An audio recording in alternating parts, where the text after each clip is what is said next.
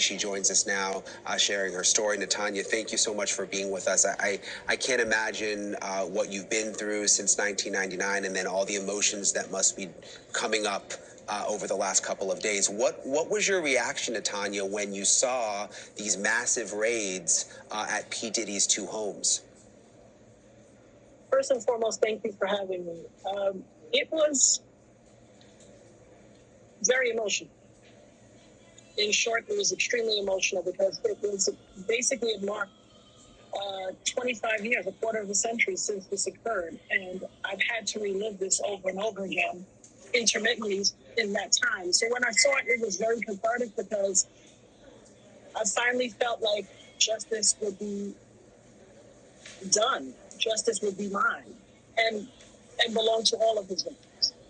Yeah, and you have said since really right after the shooting that it was P. Diddy who shot you. I mean, I think you even said it to the doctor that night, right?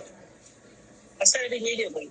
I literally watched them pull out the guns. I've had a clear point of view. I mean, for God's sake, I got shot in my nose. I was facing them directly. I watched everything occur and have described it, vehemently to all parties involved. I think in our society, we have respectability politics. There are people who want to be adjacent to power or celebrity or money, and there's a hierarchy of respectability. Because his name was more notable, he was believed rather than a victim who gave a first-hand account. By the grace of God, I survived.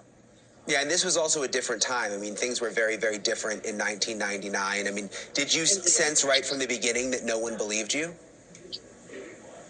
Well, I don't think that was on my mind. I think first and foremost, I'm a mother. I'm a mother of 3. At the time, I was a mother of 2. And just surviving and getting home to my children was of the utmost importance to me. Being whole and being able to mother them. That was, primary on my list. I didn't have any reason to believe that to think that someone would not believe me. But as things unfolded, it was a very short period of time where I realized that's what in fact was happening. So, as I mentioned, Diddy has denied being the one who pulled the trigger. But this is interesting, Natanya. Rodney Jones, also known as Little Rod, is now suing Diddy for sexual harassment. That's something that's been in the headlines for the last couple of days. And there's a very interesting quote from his lawsuit that relates back to you that I want to read because it sort of ties all of this together. And it says, Jones claims in the lawsuit, Mr. Combs shared that he was responsible for the shooting in the nightclub in New York City with rapper Shine. He shared that artist and Mr. Combs' girlfriend at the time, Jennifer Lopez, aka J-Lo, carried the gun into the club for him and passed him the gun after he got into an altercation with another individual. So now you have Little Rod in this new lawsuit saying that Diddy told him that he actually was responsible. I mean, what did you think when you read that? Well, I was incensed for a number of reasons. First and foremost, for the past quarter of a century, he's vehemently denied that he was responsible, even though I knew wholeheartedly, and as so many others who were in the club that night, we all knew he was responsible. A lot of people were afraid for their safety, justifiably so. I mean, the history that has occurred in the last 25 years proves that they were justified in being afraid. But I wasn't afraid. I wasn't afraid because I still bear I have 9 bullet fragments remaining in my face. So when I saw that count 128, that's actually count 128 of the lawsuit.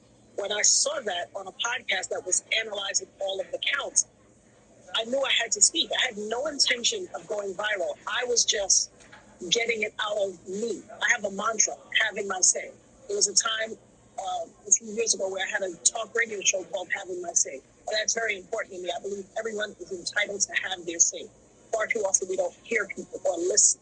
And so I just wanted to get it out of me because it was like an audible, deep breath that I needed to take.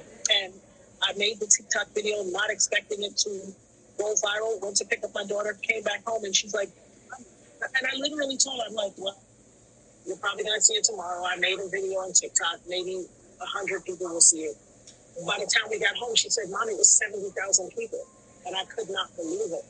But it was time. It was time for me to speak. I'd stayed quiet for 25 years. It was my time to speak. Yeah, we don't